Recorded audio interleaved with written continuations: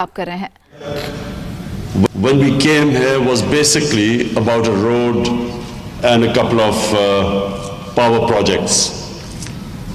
Today, I'm happy to say that CPEC has blossomed into various areas, different areas of cooperation. What was, as I said, just a road and a couple of power projects now has gone into agriculture. Now, agriculture is the lifeline of Pakistan. And the meeting I had yesterday, I can tell you that the prospect of us getting technology in the field of agriculture from China, I think what I thought, I was picturing, where would Pakistan be in the next 4 years when we leave government? And I felt that just the meeting yesterday made me feel that we will be, in the next year or two, we will be able to achieve the sort of growth rates which would not be thought possible. And it's because of just getting the Chinese help in agriculture, in the seed development, agricultural research, and all that they have achieved over the years in increasing their yields in agriculture. So the productivity of our agriculture, if we can raise the productivity of our agriculture, that in itself will propel Pakistan's growth rate to a point where we can raise the standard of living of our people. But apart from the field of agriculture, I felt that the cooperation in other areas, I'm very happy. I met Premier Lee today, and of course I met the President Xi Jinping. With Premier Lee, we talked about getting help from China in the field of technological science and technology. We want to set up a university of science and technology, an elite university where we want at least 8 subjects where China has progressed, subjects in technology, artificial intelligence, IT. And these are areas where Pakistan really needs help, because if we have a young population, 60% of Pakistanis are below the age of 30, and this is where we can really progress by getting help from China in setting up this university, which will help us in science and technology. My experience of 2 days with this BRF forum, Belt and Road Forum, which with almost 40 different heads of states appeared. 2 days of listening to them. Everyone came in with different ideas.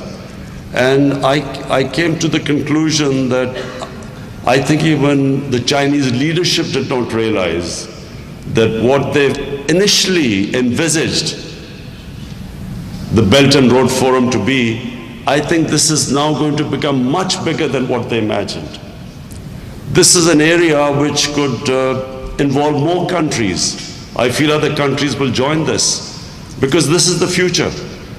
The cooperation, the connectivity between so many countries, I think you will see that this forum will more subjects will be taken in. One of the things that came out was the concern amongst all the countries of the effects of climate change.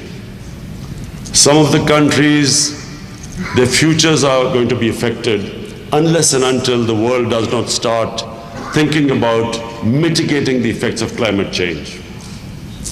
I'm very happy that Pakistan is one of the countries which, amongst all the countries in the world, which has taken revolutionary steps. The last 5 years, we planted over 1 billion trees in one of our provinces. And this time, we have given ourselves a target of 10 billion trees in the next 5 years, planting them in Pakistan.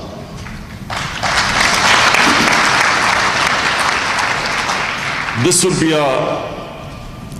be our contribution towards mitigating the effects of climate change. Climate change is a reality. There were countries yesterday which spoke about the impact climate change is having there. The impact in Mozambique, they have unprecedented flooding which has destroyed the crops. Then Philippines talked about the impact of cyclones, which is again unprecedented, the devastation caused by the cyclones. And Nepal talked about climate change, how their glaciers are melting. Pakistan is a country which is number 8 in the world, most likely to be affected by climate change, which is vulnerable to it. So I'm happy that we at least have made a huge effort, but also the commitment of the Chinese leadership, that they too will now, climate change has become an issue. Previously, I felt that the world was non-serious about it. Only the few countries that were affected talked about climate change. But yesterday, I noticed that everyone, for the first time, is realizing that eventually climate change will affect the entire world.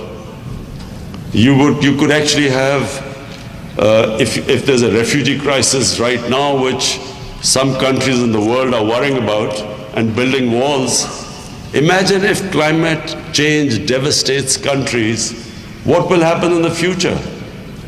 How will this huge migration from those areas which have been devastated by climate change, how will the countries cope with it? So I was very happy about it. And I was also very happy that we're talking about connectivity from Pakistan's point of view. Very important that there is connectivity between Pakistan and Central Asia. And so all the Central Asian countries too talked about peace in Afghanistan. So peace in Afghanistan would increase connectivity between Pakistan, Central Asia, and of course connect China. The CPEC will be then connected to other countries. So what was initially just one road would open up so many other areas, connect so many other areas. And I have to say that we Pakistanis are very grateful that this CPEC project started, and now it gives us an opportunity to open up in all other areas. We hope to benefit from that. We want Chinese industry to relocate in Pakistan.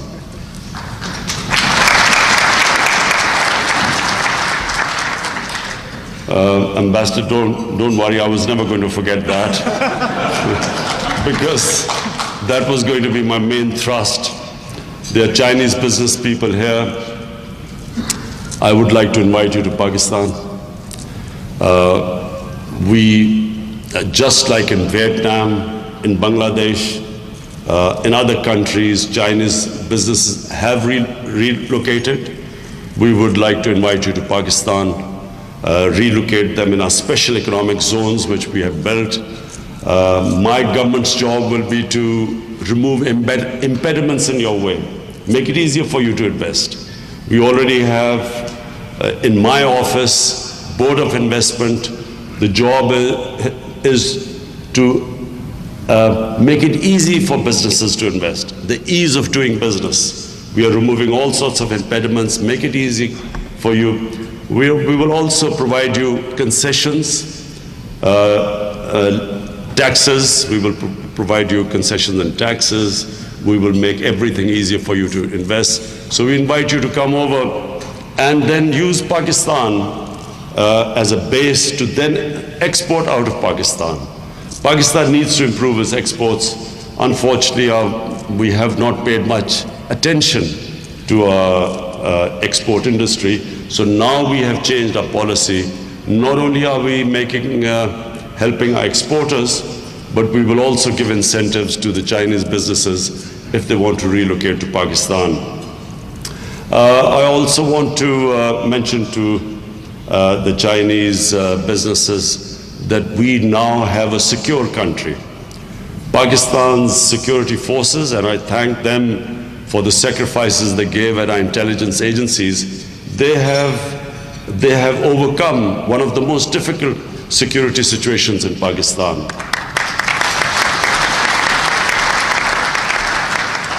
And right now, we are now engaged in helping the peace process in Afghanistan. In Afghanistan, for the first time, after almost 17 years, there's a prospect of peace.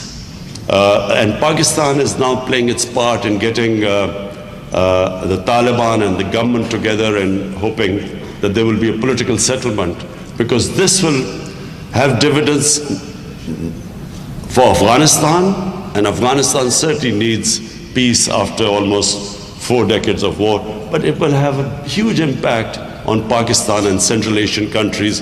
All of them were represented in the BRF forum yesterday, and all of them were talking about connectivity coming down to Pakistan via Afghanistan if there's stability. We also hope that the Indian elections will be over soon, and so that there's no incentive to get votes by anti-Pakistan rhetoric. And once we hope that their elections are over in India, whichever government the people of India chooses, we hope that from then onwards we will develop a civilized relationship with our neighbor, and there is a possibility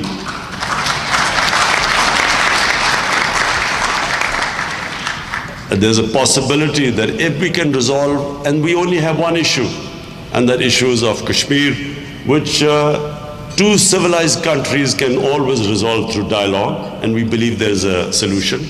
Once that happens, just imagine where Pakistan is placed today. It is geostrategically, it has one of the most important locations in the world. It has China on one side, the biggest market in the world. It has India on the other side, the second biggest market in the world. And then on the other side, it has all the world's energy reserves on the other side of Pakistan. So it is, and then of course, Pakistan, 210 million people, with 110 million Pakistanis below the age of 30, below the age of 30. So Pakistan is the future. Pakistan, trust me, is the future.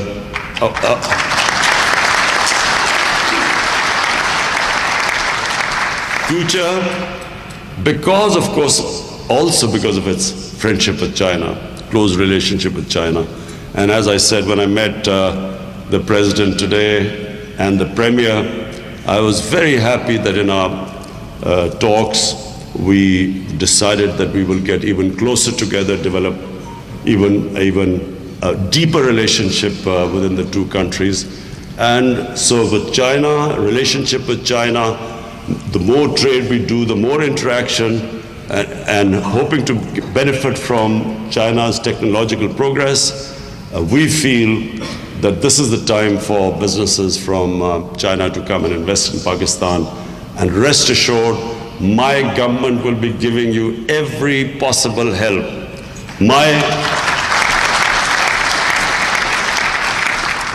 The Office of the Prime Minister already has a special office that will be dealing with investors. We will ensure that we make it easier for you, our Chinese businesses, investors coming from abroad. But I'm also talking about Pakistanis who are sitting here. We will ensure that for Pakistanis also, it would never have been so easier to invest as it is in Pakistan right now.